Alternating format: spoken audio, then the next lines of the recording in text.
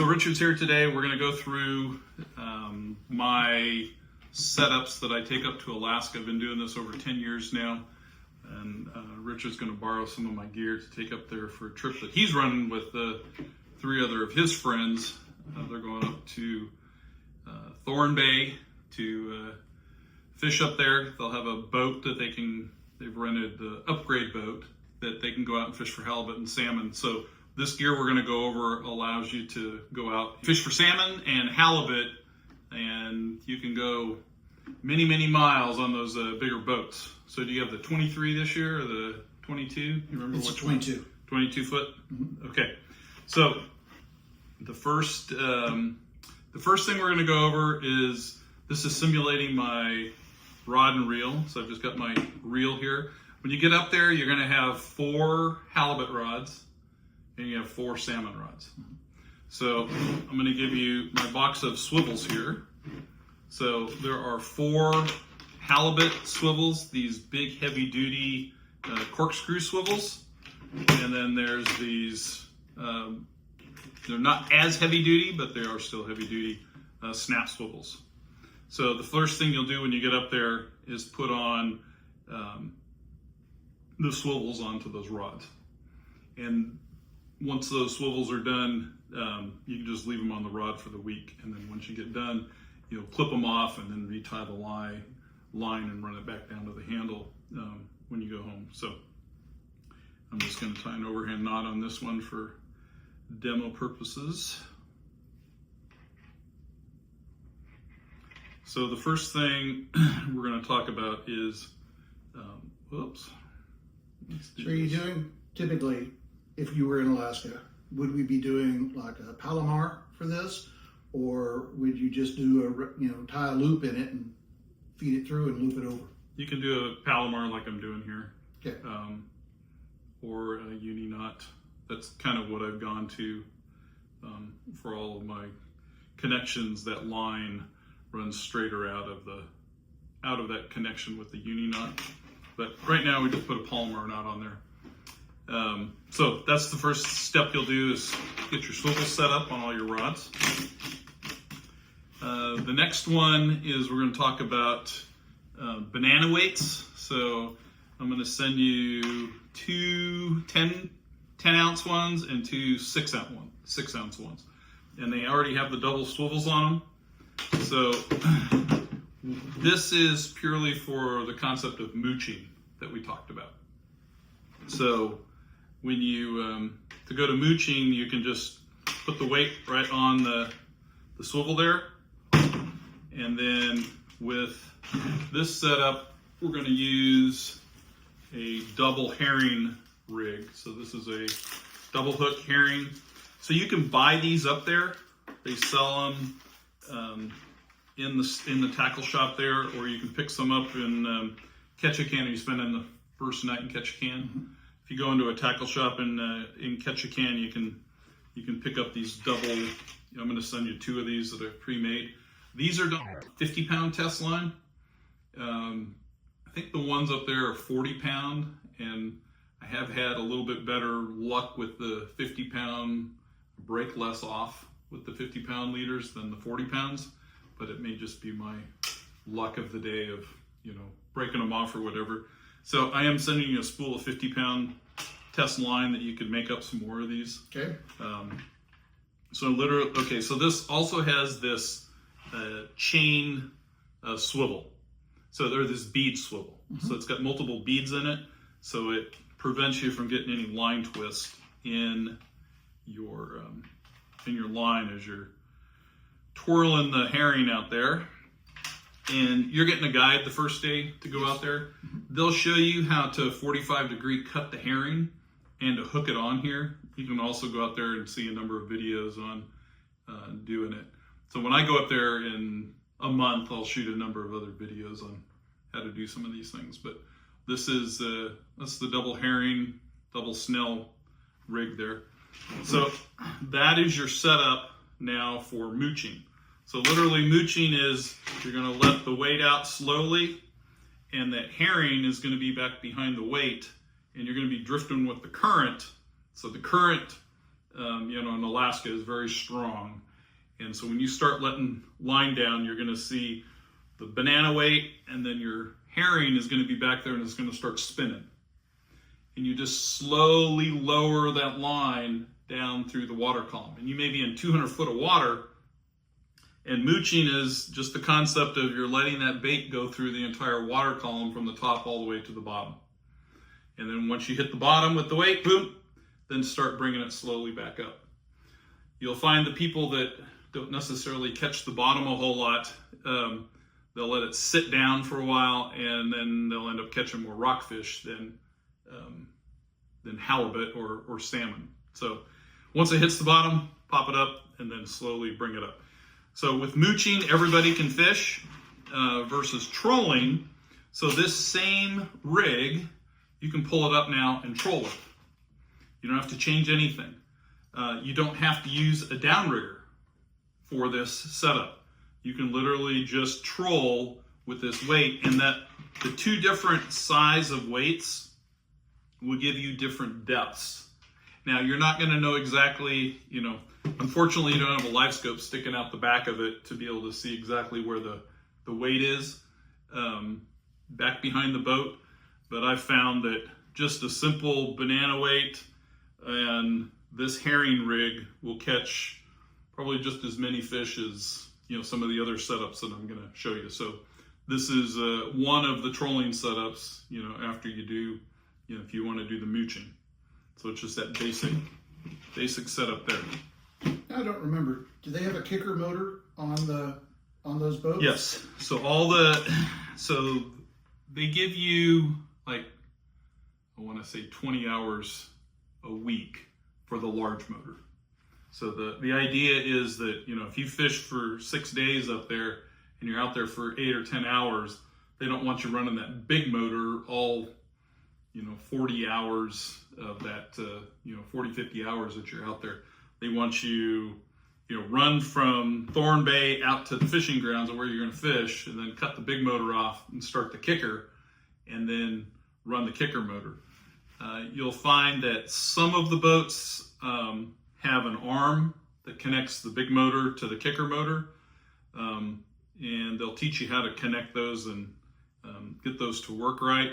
You want to make sure that if you trim up the big motor, that you don't have that bar connected, because you can break it off. So it's always, your deckhands, make sure your deckhands pay real close attention to the education stuff, because as the captain, you're going to be running the boat probably most of the time. These deckhands have to learn these other points of, running the rods and the downriggers and the kicker. Someone in the back has to control the speed of the kicker. You don't, as the captain, don't have speed. You don't have control of the kicker up front. When the kicker's going, all you can do is steer. And you're just steering with the big motor. The fin of the skeg of the motor is what you're using to steer, but your power's coming off the kicker motor. So you run, 2 knots. He'll tell you that when you go on the guided day, he'll tell you, run it 2.5 or whatever. A lot of it is current, and which way you're going in the current. Because you may be, if you're going 2 knots with the current, you may now be going 4 knots because the current's already going 2 and you're going 2. And with your flasher, if your flasher is, violently going too fast, you're trolling too fast. You want this flasher, slowly going through the water column, and you can see it. Once you drop it down, you can get a pretty good idea of, you want that spin of the flasher and the herring or your bait in the water, spinning. You don't want it going real fast. It's not like fishing for wahoo, where you got to troll some wahoo-like baits, real fast. Salmon, I've caught them, super slow. You don't have to have real fast speed catching salmon. All right, so any questions so far on that? All right, the next one we're going to set up is the flasher. So I'm going to send you 4 greens and a red. This red one, Dave Ripka's crew that went this last year, they bought a red flasher, and they said they were getting 70-80% of their hits on the red flasher. So they recommended that I try a red flasher this year.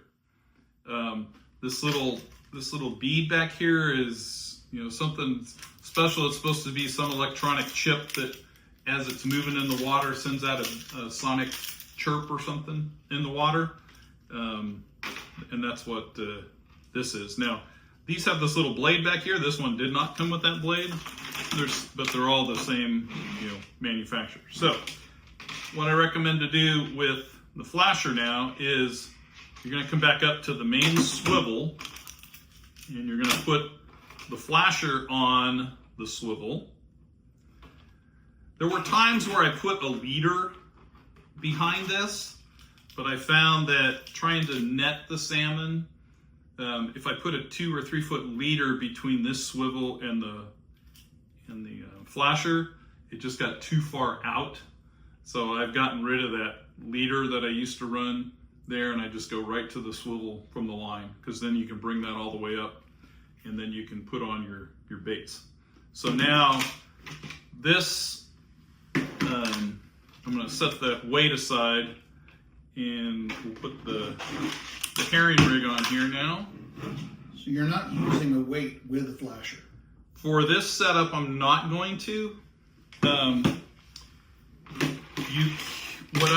If you're going to just run the flashers, I'd recommend you either run one flasher, almost just right on top, and then another one you'll use the downriggers to take them down, you know, 10, 20, 30 feet. They'll tell you what depth they're seeing them at this week or the week that you're up there. You can also, you know, every boat comes with a Garmin unit, and you've got the depth, the contour, the map on it, and you've got the depth where you can see the bait fish. Mm-hmm. So if you're seeing bait fish, those big massive balls of bait fish at 30 foot, that's where you want to be running your downrigger. So we'll set this one up, and then put the herring in the back here.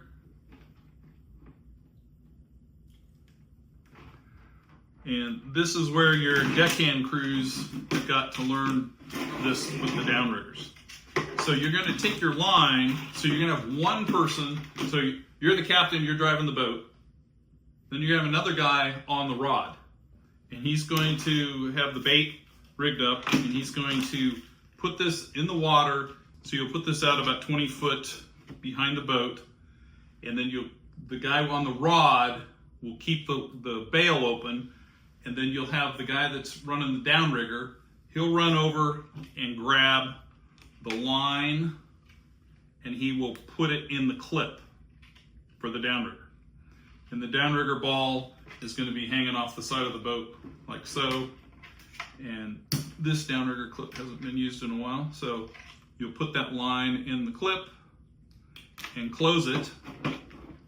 And then with the handle on the downrigger, the guy running the downrigger is going to say, all right, guy with the rod, you ready? And you slowly lower the ball down while the guy holding the rod thumbs the reel and lets more line out. And then once you get down to the downrigger, has a counter on it. So let's say you're going down to 20 feet. The downrigger will get down to 20 feet. You lock it in so it's tight, so the ball's running at 20 feet. And actually, as the captain now, because the transducer's on the back of the boat, you can actually see the ball in the water. You can see the ball that goes down 20 feet on the depth finder. And then the guy with the reel, he will then take the line and pull it up and put it in the pole holder on the downrigger, and then set the drag, close the bail so that line's not going to come out. So you want to tighten it down so the rod's bent like this, because when the fish hits, it's going to pull it up and it's going to pop this line out of that holder, and then this sets free. Once you've got a fish on, you rotate who's reeling in the next fish. What we usually do is the person that's behind the person catching the next fish, they're in charge of getting the next, getting the downrigger up. And the third guy then starts bringing in the rods, at least on that side of the boat. There are times where we'll clear them all, because we found that if you get a big fish on, he may go back and forth across your lines, and he may go down into the downrigger on the left-hand side and cut him off. So we usually try to clear all the lines if we got a fish on, just to be safe. You can try continuing to run without bringing them all in. You may want to slow the kicker motor down just a little bit, but you still want to keep going forward. You don't want to just dead stop, because all those lines, until you get all the lines in, you don't want them all to just drop down and get all tangled up. Okay? So that is the mooching rig. The next one, and you could, you could put this banana weight on here to get it down a little bit. So, and that's the reason I've got these double swivels here. So put that weight right behind the swivel, and then put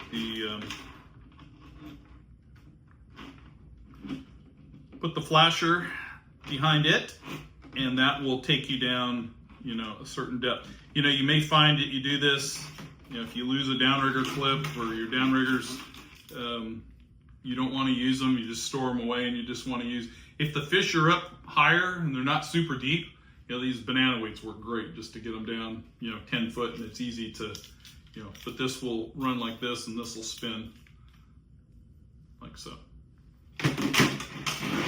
So let's talk about next options for baits.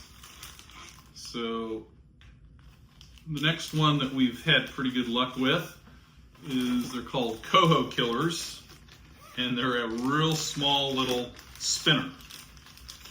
So I'm going to send you with two of these. I'm just going to pull them out here and show you. But same concept of those. They're just these little tiny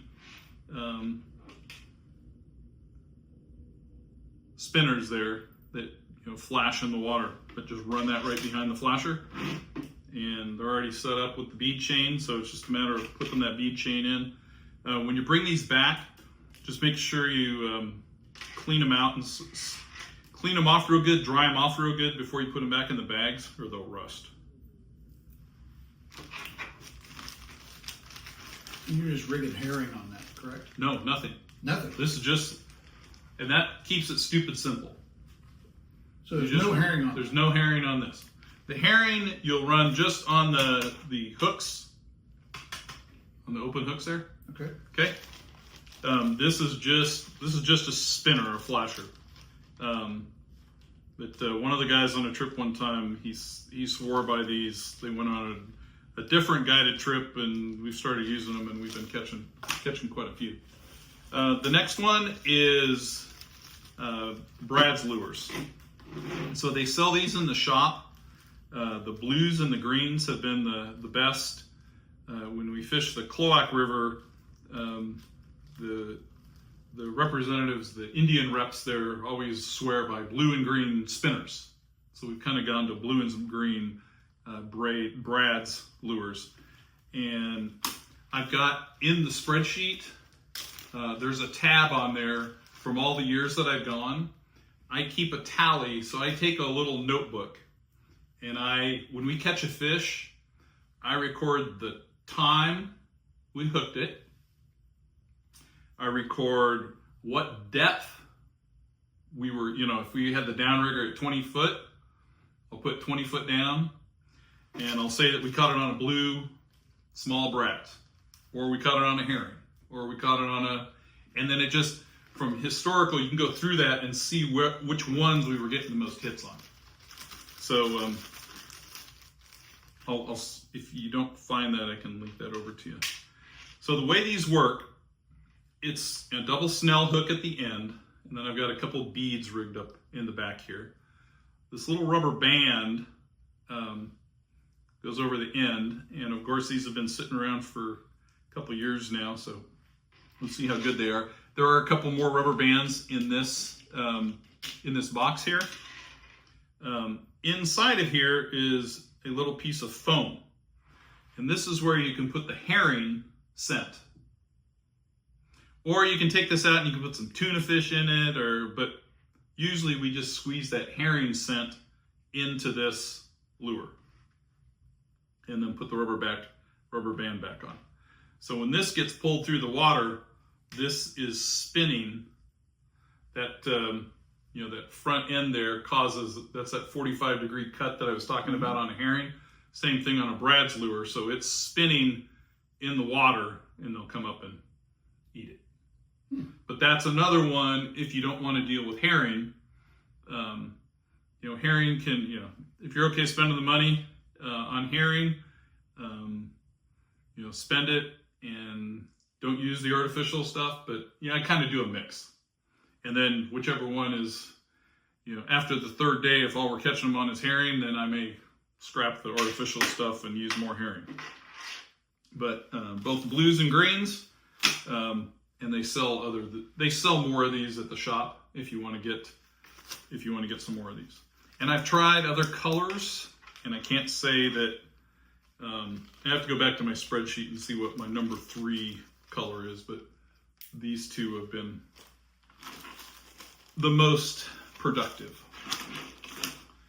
All right, I think I've covered all of the salmon stuff. So let's set this salmon stuff aside, and then we'll go over the halibut stuff.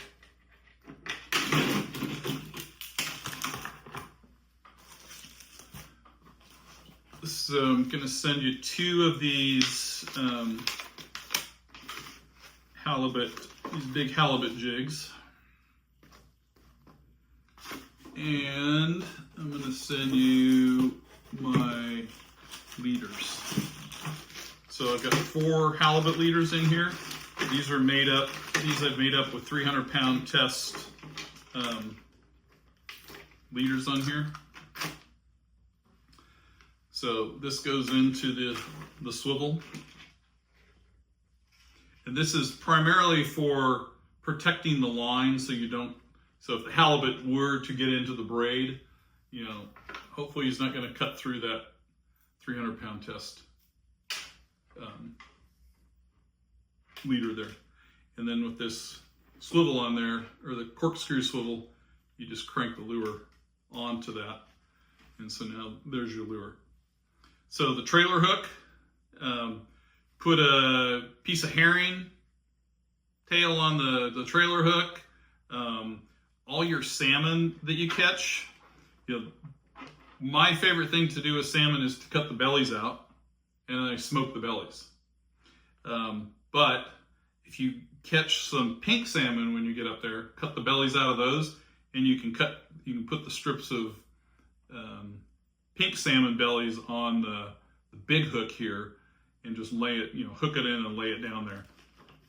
The other thing to do is lay this out in the sun, or take this GlowX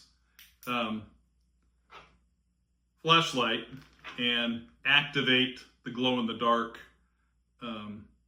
of the glow-in-the-dark bait here. Because when this goes down to 300-400 foot, it is not, I looked at this yesterday and it was totally black. There was no glow-in-the-dark aspects of it. So this black light will reactivate the glow-in-the-dark aspects of these lures here.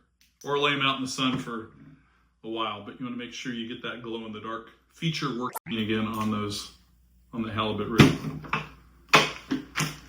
Good? Mm-hmm. All right. I think this was something that my buddy David Adams started fishing with up there, was these diamond jigs. And that's what all he used, and he caught them on. He actually bought a couple of these up there and dropped those down, and he was catching them on these big diamond jigs. You can put a piece of, herring or salmon on the bottom of that too for extra, but that 1.5 pound weight will get you down there. So I'll send you with one of those. So that gives you 2 different artificial options to use for halibut fishing there. And then I'm going to go one more with bait. So in my weight box here, this 1 pound ball weight you will use with this squid setup.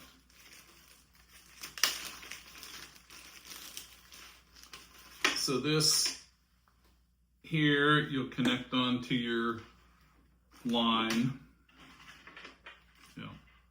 This will go up to the reel, and then you'll put the weight on the bottom of this one, or through this loop. I'm just gonna demo it there. I'm not gonna put it on. And then with those 2 squid skirts, put a piece of herring on each one of those, and then drop that down. So now you've got 4 different types of, you got 2 of these jigs going down, you got this one going down with herring, and you got another one going down with the diamond jig. And then after the first day, if all you're catching them on is this, you can go buy a couple more of these up there and just use these. So this will get you started the first or second day. And you're going to go out with a guide, and he may tell you, hey, these things aren't working at all this year or whatever. So here's some 50-pound test leader to make more of these double hook setups.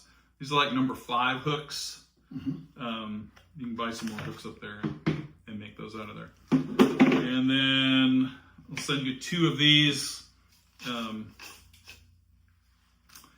These are bait holders. So these, take some zip ties with you and zip tie them on the inside of the crab trap. And when you go to the grocery store, you can buy some tuna. So these also make good for carrying your tackle and stuff in them. So you can stuff these full of all these lures and stuff. There's a couple boxes here of things you can use to put these different baits in. And then, finally, I got to send you with some tiny hands, because, one of your guys is going to catch, a little herring or something, and you're going to have to get a picture of them with that herring. This is the one fish that I caught all week. So your little tiny hands will have to go. You can put that in one of the bait holders and surprise them when they get there. Perfect. All right. Got any other questions? Let's see. No, I think that pretty well covers it. All right. Well, I'm looking forward to seeing some pictures. And see my video on rigging up a double hook halibut rig, or see my video on rigging up a double snell hook salmon rig.